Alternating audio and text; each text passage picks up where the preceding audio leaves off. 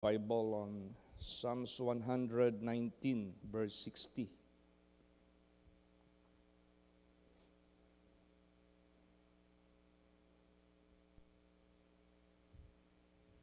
Praise the Lord. I made haste and delayed not to keep thy commandments. Ito po'y urgent. Sinabi dito, I made haste and delayed not to keep thy commandments. Bakit? Ano pala ang commandments ng Diyos?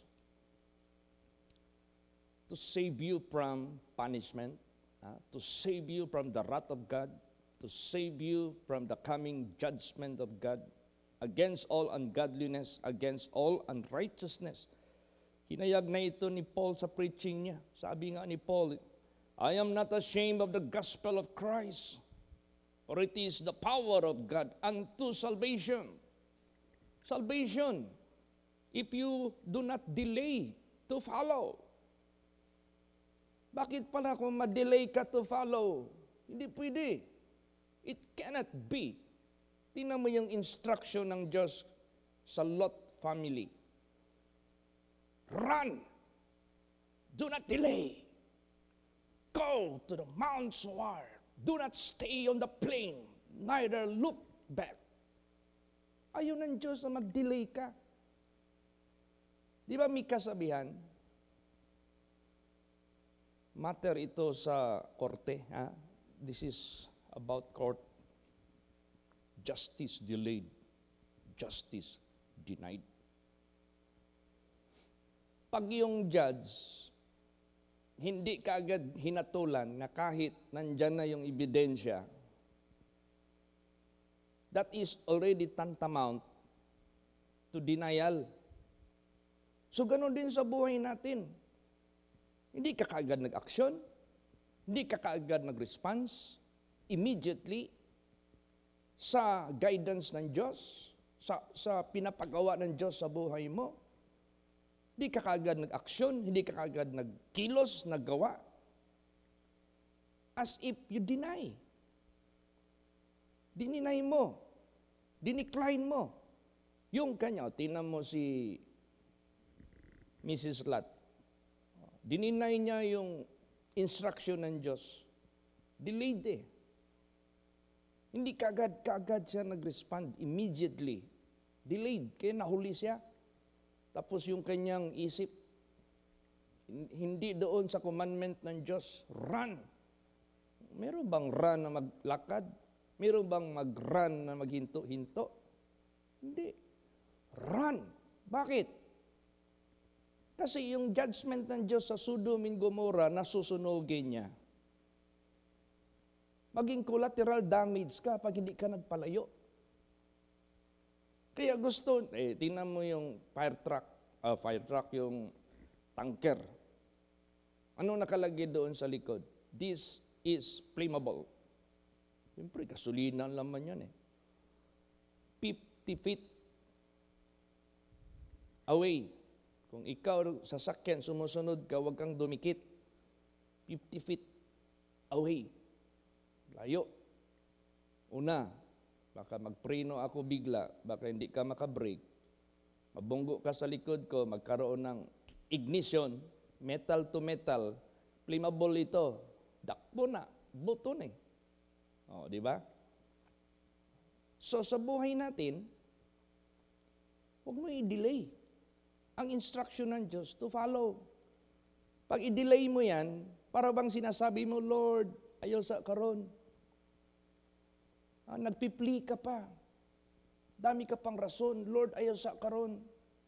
Panginoon, wag mo na ngayon. Panginoon, meron lang akong tinatapos. Panginoon, meron lang akong ibang matter na unahin ko muna. Wag mo na yung pagpalo ko sa iyo. Mali yun. Make haste. Bilisan mo na. Bakit? Hinahabol tayo. Alam mo, ang Diyos, galit na sa mundo. Malapit ng judgment ng Diyos sa mundo. Ang judgment pa naman ng Diyos sa mundo, wala ng mercy. Bakit? Susunugin na niya lahat pagdating ang panahon. Di ba nandiyan yan sa 2 Peter? The earth will be dissolved with a fervent heat for the judgment against all ungodliness. Doon nagalit ang Diyos sa mga ungodliness. Bakit? They unlike God. They do not like God. They do not love God which loved them. They love Satan who hated them. But they do not love God who loved them. But they hate God which loved them. Yan ang totoo. They love Satan who hated them. Naon sa maning utok sa tao sa kalibutan, kung kisa itong nagdumot sa ilaha nga gusto ilaglag sa impyerno, the killer, the stealer, and the destroyer, yun pa ang inibig ng mga tao. Yun pa ang in-appreciate ng mga tao. Yun pa ang pinaniwalaan ng mga tao. Eh, hindi mo masisi ang Diyos yung pot niya. Kaya ngayon, pag hindi tayo immediate magsunod kay Jesus, baka madatnan tayo ng apoy. Pahama ka. Kaya, sabi dito, I made haste and delayed not to keep thy commandments. Huwag ka na magbagal-bagal. Immediately, gawin mo na ng buong puso. O yan, tama yung ginawa ninyo ngayon. On time kayo. Anong silbi ng cellphone ninyo? May alarm yan. Di ba? Gamitin natin lahat ng mga pamamaraan. Wala tayong reason. Wala tayong dahilan. Alam mo, yung mag-respond ka immediately, wala ka ng reason ginagawa. Pero kung mag-delay ka, ang dami mong reason. Kasi, wala kang intention to respond immediately. Ito, hindi na delay. I made haste and delayed not to keep thy commandments. Bakit? Basahin natin. 2 Corinthians 6:2. Praise the Lord. For he saith, I have heard thee in a time accepted, and in the day of salvation have I succored thee. Behold, now is the accepted time. Behold, now is the day of salvation. Ayan. Yung bang hindi ka kaagad mag-respond sa Diyos immediately, marami ka pang excuses, marami ka pang reasons, magpipli ka pa sa Diyos, Lord, pasensya na, sorry Lord, sorry po talaga. Dami ganun, wala nga. Mali yan. Kasi ang accepted, ang sinabi dito, He saith, I have heard you in a time accepted or acceptable. In the day of salvation have I succored thee. Araw ng pagliligtas. Tutulungan ka ng Diyos. Behold, now. Ngayon na. Action ka na kaagad, immediately. Hindi sinabi dyan by and by, hindi dyan sinabi later, hindi dyan sinabi next day, hindi dyan sinabi next week, next year, next decade. Hindi. Now. Kapag sinabing now, present. Pag sinabing present, meron kang tinatawag na response, immediate respond. Quick. Gigrab mo na kaagad yung opportunity na makasunod ka sa gustong ipaak sa Diyos sa iyo, na aksyonan mo na. Gawin mo na. Huwag ka nang mag-delay pa. Kasi yan yung acceptable sa harapan ng ating Panginoong Diyos. Huwag kang umasa sa next time, bukas na. Di ba yung sinabi ko sa inyo? Yung mga namatay sa mundong ito, kunyari namatay sa umaga, mayroon pa yung laman ng utak na mamayang hapon itong gagawin niya. Meron pa yung laman sa isip na mamayang gabi ito ang gagawin niya. Pero hindi na niya nagawa kasi morning namatay siya. O kaya kung evening siya namatay, may mga appointments pa yan the following day. Eh kaso namatay siya sa evening, the following day, hindi na niya magawa kasi patay na siya. Yan ang dahilan. Bakit hindi tayo pwede na magbagal-bagal sa pag-take action to respond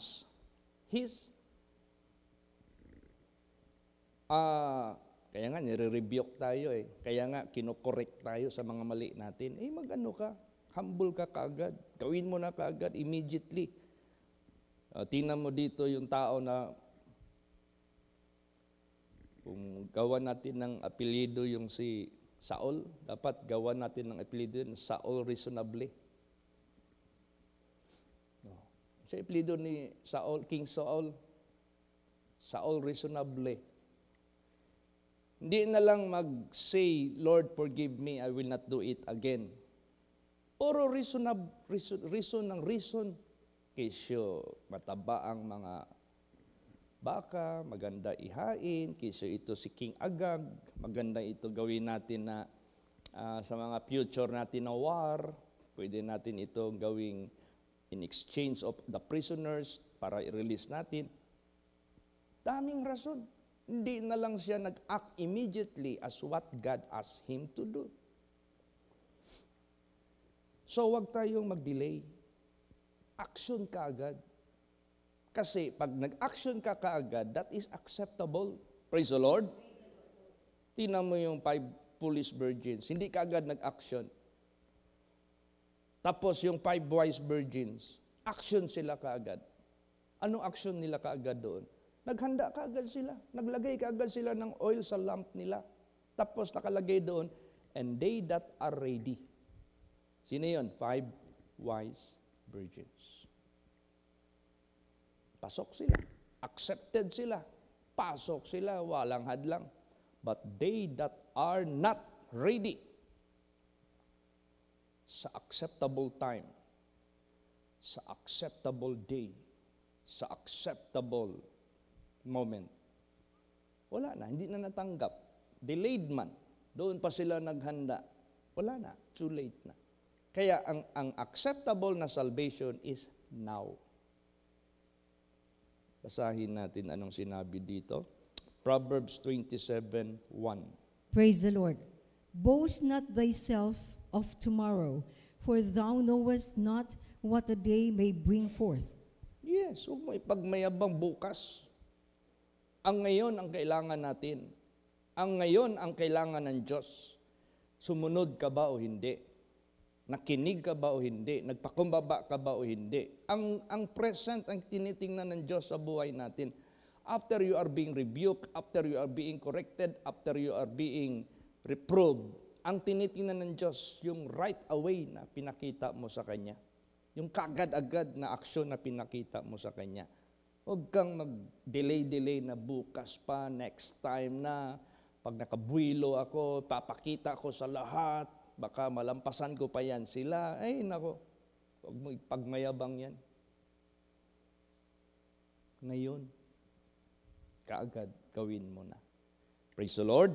Yun ang acceptable sa paningin ng ating Panginoong Diyos. Bakit? Bakit kailangan aksyon kaagad tayo? Kasi ang status kasi natin, para tayong mga tupa. Sheep. Tapos si Jesus, yun yung shepherd. Pag sabi ng shepherd natin, let's go to the river. I will let you drink water. Sunod lahat. Mauna yung pastor. Bantayan niya. Ikaw na delayed. Hindi mo alam. Kinain ka na doon ng leon. Hindi ka man nakinig sa pastor. Hindi ka man nakinig sa shepherd. Kaya itong delay, malaking ito. Delikado ito. Yung bang maglingon-ling, tingnan mga nasunog na bahay, may mga may-ari na nakalabas na sa bahay, tapos binabalikan pa, wala na. Ay, iba hindi na yan makalabas. Kailangan immediate out ka na dyan. Punta ka na sa safe place. Punta ka na doon saan ba ang safe place natin? In our obedience. O, doon ka na. Saan ba ang safe place natin? In keeping His words. Safe place yan. O, doon ka na. Hindi meron ka pang inaatupag na ibang bagay. Hanggang nakalimutan mo na yung instruction ng Diyos, anong gawin, na nabisi ka na sa other matter. Di ba sinabi dyan na pag nasa rooftop ka na, huwag ka nang bumaba to take something under your house. Pag nasa field ka na, do not ever look back to take something. Saan ka magbalik? Huwag na, tuloy ka na. So, basahin natin ang ating sitwasyon sa Diyos. Psalms 95, 7 and 8. Praise the Lord. For He is our God, and we are the people of His pasture, and the sheep of His hand. Today, if you will hear His voice, harden not your heart, as in the provocation, and as in the day of temptation in the wilderness. Yan. Para tayong, siya yung Diyos natin, tayo yung people of His pasture. Katulad tayo sa mga tupa na nasa kamay niya. Siya yung pastor natin, siya yung leader natin. Today, if you will hear His voice, pag narinig niyo yung tinig niya, follow ka kaagad. Pag sabi ng shepherd, let's go to the river, and you may drink water there. Sunod ka na kaagad. Oh. Let's go home. Pupunta ka kaagad doon. Pagka another day naman, let's go out to the green pasture and you may eat. Sunod ka. Kasi pag ikaw ay nag-delay, malayo ka na sa grupo, merong provocation dyan, merong temptation dyan. Ano ang temptation dyan? Ano ang provocation dyan? Temptation yan sa mga lion. Kasi wala kang kasama. Sabihin ng lion, chance ko na ito. Sunggaban ko na ito. Di ba? Temptation yan. Doon sa part ng manunukob. At the same time, provocation din. Imbis na busog pa si taning, bago lang nakakain ng biktima, nagpatara-tara ka din na, maprovoke na. Delikado mo niya, maprovoke yung mga animals. Alam mo, tinuring kay taning, roaring lion. Hindi yan tao. Animal yan. Pag i-provoke mo yan, matindi yan. Kaya, sa buhay natin, kung saan ka, saan yung pastor natin, kung saan yung kasama natin na nakikinig doon sa pastor nila, sa shepherd nila, sige, sunod ka doon. Huwag ka mag-delay-delay. Delikado yan. Temptation and provocation. Kailan ba na-provoke ang Diyos sa wilderness? Di ba? Nung nagsalungat yung ibang mga membro ng Israel, si Moses leading the people to the land of promise. Meron naman ding iba leading back to Egypt. Provocation. Kailan ang provocation mag-occur? If you do not follow the leader, which is God. Kaya sa buhay natin, we need immediate action, immediate response sa ating Panginoong Diyos. So anong gawin natin para hindi tayo matukso na mag-delay-delay? Palambutin mo na yung puso mo kasi tigas-tigas pa tayo. Tapos kung baliin yung liig natin, hindi man pala natin kaya. Sige daw, magpatigas ka, baliin yung liig mo. Wala kang kaya. Nandiyan man yan sa Bible. He that hardeneth his neck, and it is often reproved. Hindi pa rin makinig. Pag nabali yung liig without remedy, hindi man pala natin kaya pigilan yung liig natin kung baliin ng Diyos. Ba't mamatigasan pa tayo? Magpalambot na lang tayo lahat sa salita ng Diyos, sa pulong sa Diyos. Obey ka kaagad. Basahin natin yan. Hebrews 3:13. Praise the Lord. But exhort one another daily, while it is called today, lest any of you be hardened through the deceitfulness of sin. Yan. Daily, ha? But exhort one another daily. Para hindi makasingit si taning, while it is called today, habang may panahon pa, habang may araw pa, don't absent. Habang may panahon pa, huwag kang mag-isi-isi, huwag kang mag-absent. Lest any of you be hardened through the deceitfulness of sin. See? Nag-disobey ka na nga, yung pa, ang disobedient mo, ang magpatigas sa puso mo. Ibig sabihin yan, ang disobedience, which is sin, yan yung magpapatigas sa puso mo. Kumbaga pa, tinatayuan mo pa yung mali mo, tinatayuan mo pa yung mga bagay na hindi naman dapat ipagpatuloy. Hindi mo iniiwanan, hindi mo sinisipa, hindi mo inaabhor, hindi mo hinihate. So yung deceitfulness of sin, yan yung magpapatigas sa puso mo na hindi ka na kaagad mag-response immediately. Di ba? Grabe ang Diyos, ang salita ng Diyos, grabe magsalita, prangka. Walang lipod-lipod. Lahat ng nagmamatigasan sa puso, that is out the deceitfulness of your sin. Hindi ka makatago, hindi ka makakover. Kaya sa buhay natin, no excuse, no plea of delayance. Immediately obey. Kaagad-agad. Alam mo, number one, mag-deceive sa atin na hindi tayo kaagad magsunod. Pride. Mahirap ang taong hindi surrender yung pride. Mahirap mong pasundin yan.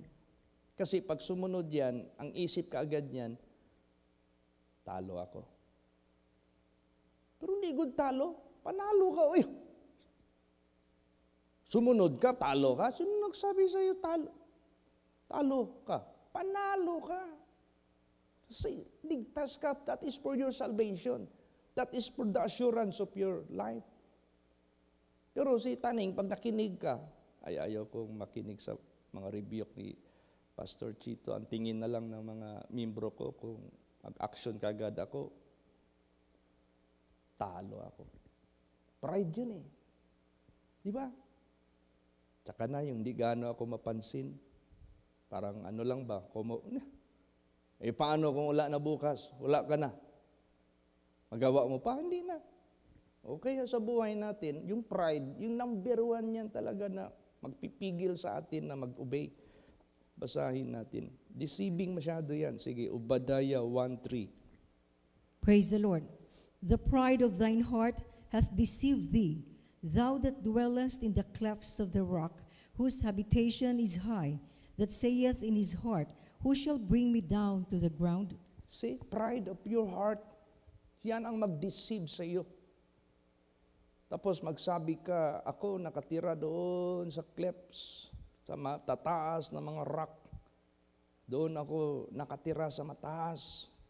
Ibig sabihin niyan, wala naman akong problema, okay naman yung buhay ko, wala naman akong sakit, nakakabayad naman ako ng monthly bills ko, meron pa naman akong pag-grocery, lahat-lahat, ganito. Mataas, nasa mataas ako. Tapos sabihin mo yan sa puso mo, sino ang maghatid naman sa akin na ibagsak ako? Magtanong ka pa sino? Di ba ang Diyos? Siya yung nagtataas, siya yung nagbabagsak. Baka nakalimutan natin, ang Diyos bumabagsak at tumataas. Whosoever will humble will be lifted. Whosoever will lift will be put to a base. O, sino yan? Ang Diyos. Itong taong ito nagsasabi, sino ang magbagsak sa akin mula sa aking mataas na level? Hindi mo kilala sino? Hindi mo, nalimutan mo na meron? Identify it. Siya yun, ang Diyos. O kaya dapat alam natin yun. Para the more we humble, alam natin na itataas ka ng Diyos. So, ganun. Napaka-importante yan. Alam mo anong feeling natin ngayon? Ang mundo, masahol pa sa Sodom and Gomorrah ngayon. Nung una, 2 city lang ang sinunog ng Diyos. Kasi yun lang nakita niya na puno na ng kalokohan. Ngayon, ilang cities na ngayon sa mundong ito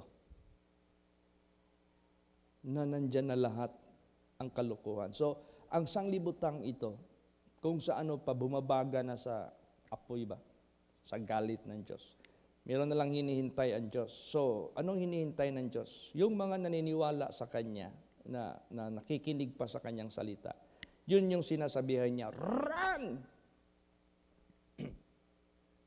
Make haste! Come out! I will lead you. I will guide you. Just obey. Just follow me. So, anong dapat response natin? I made haste. Binilisan ko ang pagsunod kasi baka maabtan ka sa puot ng Diyos. Yung preaching ni Paul. Una, salvation. Tapos ikalawa, the wrath of God is revealed from heaven against all ungodliness, against all unrighteousness. Sino itong ungodliness? Who do not like God. Sino itong unrighteousness? Who do not want to be righteous. Ayaw nilang maging righteous. Mas minahal nila ang kasalanan. Ayaw nila ang Diyos. Mas like nila yung taning. Doon ang puot ng Diyos, nakatutok. So, para mawala ka dyan, mawala ka sa ungodliness, sa unrighteousness, run. Make haste. Palayo ka na. Baka madamay ka. Go to the mountain. Magpabundok ka na. Lest you will be included. Kaya ito yung buhay natin ngayon. Sa spiritual nating kalagayan sa mundo. Immediate response ang kailangan natin para mapalayo tayo sa kapahamakan. The pride of thine heart hath deceived thee, that thou dwellest in the clefts of the rock, whose habitation is high, that saith in his heart. Di ba meron dito nagmayabang? O soul! O soul! O soul! Giniba ko ang maliit na bodega. Tinayuan ko ng malaking bodega kasi hindi magkasya ang aking kayamanan. Punuin ko yan. O soul, enjoy it. Sabi naman ng Diyos, hoy, mang, tonight, kunin ko yung buhay mo. Sino ngayon ang makinabang sa hinanda mo? Proud, boasting sa bagay. Ang kanyang pinagmamalaki, hindi na siya nakarating. Kaya, do not boast for tomorrow. Baka hindi ka na makarating dyan. O kaya, gusto ng Diyos, huwag magpa-deceive. Alam mo kasi, kailan tayo ma-deceive? Yung bang inutusan na tayo ng Diyos, na i-correct ang mali, ayaw mo pang gumawa. Deceive ka. Bakit? Again, you disobey. Again, you repeat the wrong doing. Again, ganun pa rin ginawa mo. Hindi ka nagbago, hindi ka nagpakita ng pagbabago sa buhay mo. Again, ginawa mo pa rin, binalik pa rin. Kaya ang kasalanan, kung saan yung batas, pag i-deceive tayo na hindi i-obey, that is already counted as kasalanan. Basahin natin yan. Romans 7:11. Praise the Lord. For sin, taking occasion by the commandment, deceived me, and by it slew me. See? Ang kasalanan, taking occasion. Alam mo yung occasion? Sumasabay. Anong sumasabay? Nagtitake opportunity by the commandment. For sin, taking occasion by the commandment, deceived me, and by it slew me. Oh, pag hindi mo sinunod yung commandments, big sabihin yan, sin yan. You are deceived. And you are subject to be slayed. No? May slay ka niyan. So kaya, pag may commandments, huwag mong lapastanganin. Huwag mong gawing kasalanan by disobedience. Pag may commandments, gawin mong righteous, gawin mong faithful. So obey ka. Nag-take ka naman lang ng occasion sa commandment, tapos nilipastanganan mo lang din, wag na lang. Sin yan. Deceive ka. Yan ang magpapahamak sa iyo. No, kaya sa buhay natin, ano ang dapat nating ipakita pag may commandments ang Diyos? May rebuke, merong reproof, merong correction. Immediate. Humble. Obey. Sunod ka kaagad. Para yan ang magbibigay sa iyo ng righteousness at ng kaligtasan. Kailan ba ang tao nagkakasala? Kailan ba ang tao ayaw sumunod at doon susunod sa mali? Basahin natin. Kailan yan? James 1:14 and 15. Praise the Lord. But every man is tempted when he is drawn away of his own lust and enticed. Then, when lust hath conceived, it bringeth forth sin. And sin, when it is finished, bringeth forth death. See? Ayaw ka pa kasing umalis, ayaw pa kasing lumayo sa mga pagkakamali, sa mga pagkukulang. Padikit-dikit ka pa kasi dyan eh. Close ka masyado dyan sa mga bagay na mali. Paano ka maalis sa pagkakamali mo? Paano ka maalis dyan sa kamalian mo? Close ka masyado. You do not kick. Hindi mo yan gi-kick out.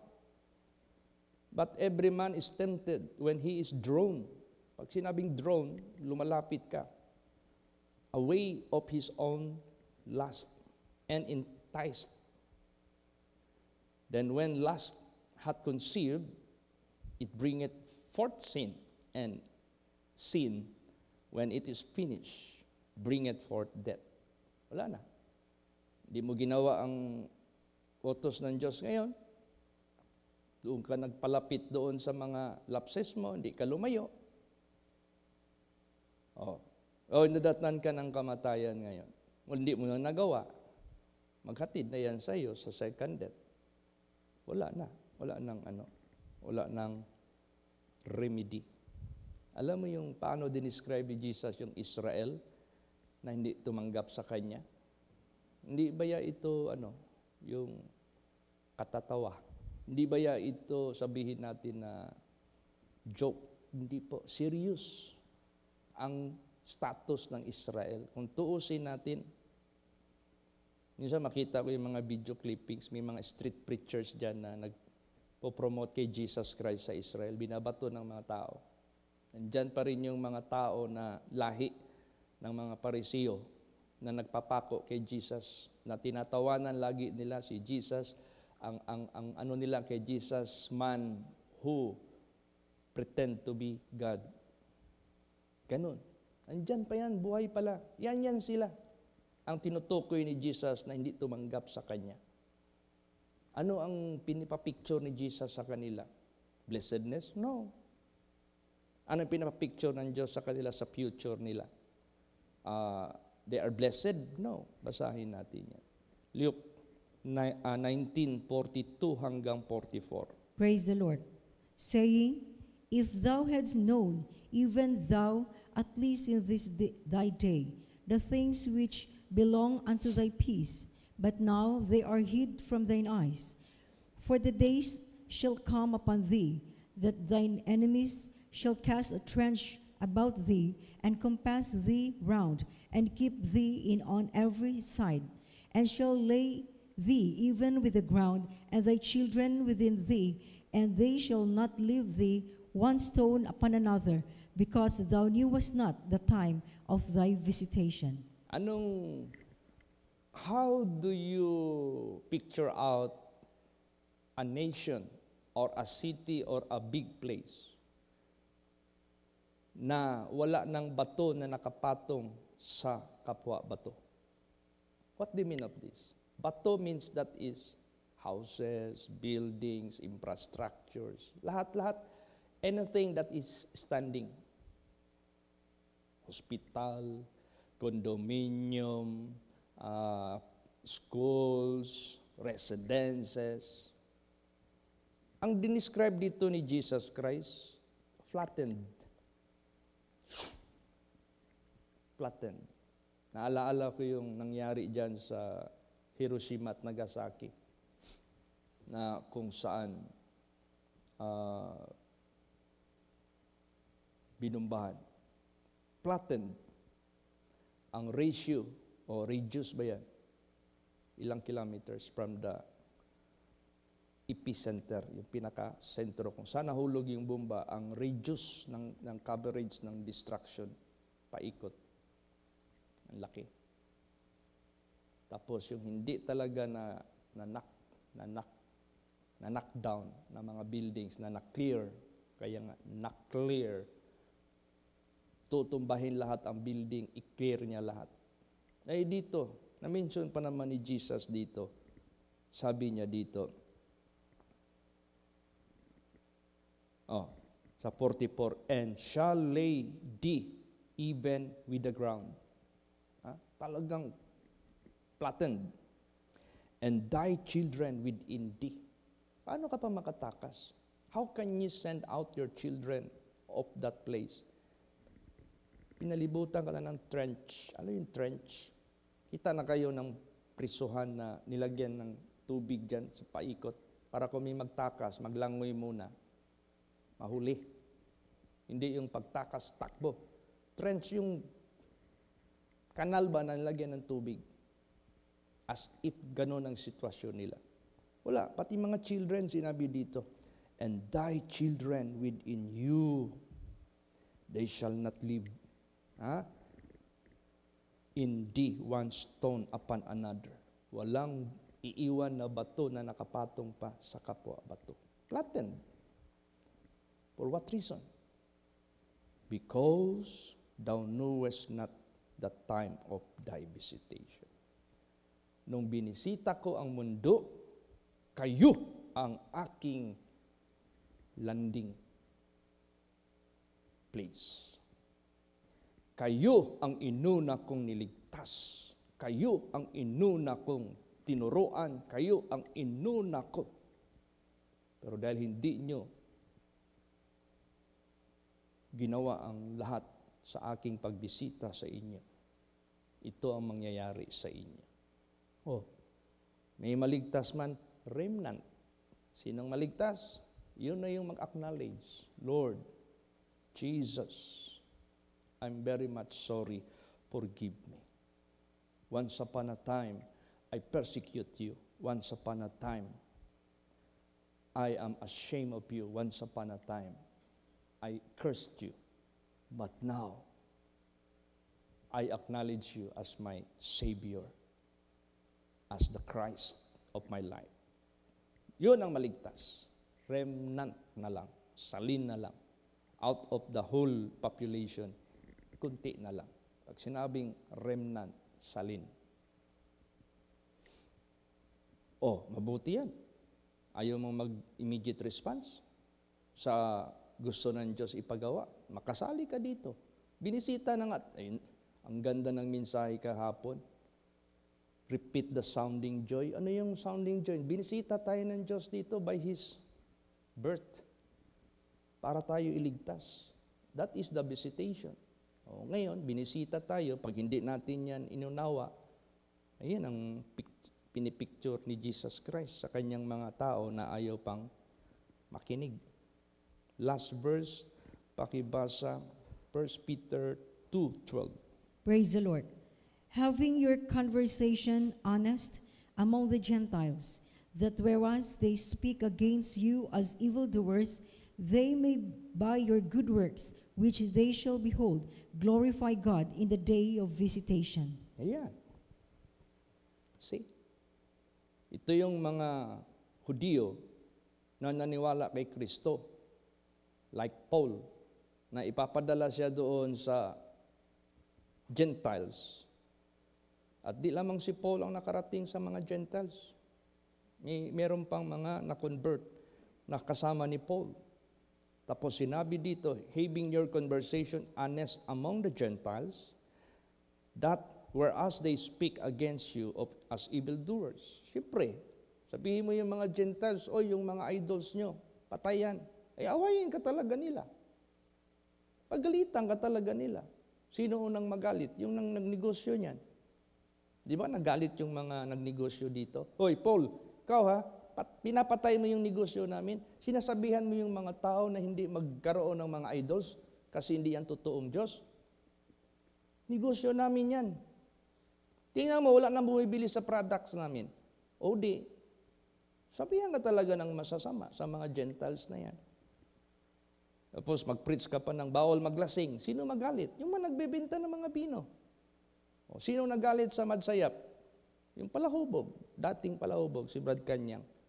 Oy, anong buak mo man na sunog mo man ng mga negosyo sa ako ang brother. Imbis makautang pag tanway din, asa naman kung mangutang ani, di na ko makahubog-hubog. Di nagalit yung nag-benefit sa kalasingan. Hindi niya alam, siya pala ay na-convert by the grace of God. So, ganun po. Para, sinabi dito, that which they shall behold, glorify God in the day of visitation. Nagbisita ang Diyos, gamit ko kayo among the Gentiles, para itong mga Gentiles na ito, kahit anong masama na sasabihin sa inyo, humble lang kayo, para matuto silang matakot sa Diyos, para i-glorify na nila ang Diyos. Ang dami kayang mga Gentiles dito. Sino? Tayo. Di ba Gentiles tayo? Bakit tayo nag-glorify na sa Diyos? Dahil ipinakita nila ang honest conversation dito sa atin by the testimonies of the Holy Scripture. Kaya, to God be the glory. Ang kailangan ng bawat tao sa mundo, itong sinabi na, I made haste and delayed not to keep thy commandments. That is the right action that we have to show sa Diyos. Because now is the accepted time. Now is the day of salvation. Amen? Praise the Lord. Magsitayo po ang lahat. Let us all pray. Hallelujah. Thank you, Lord. How great thou art.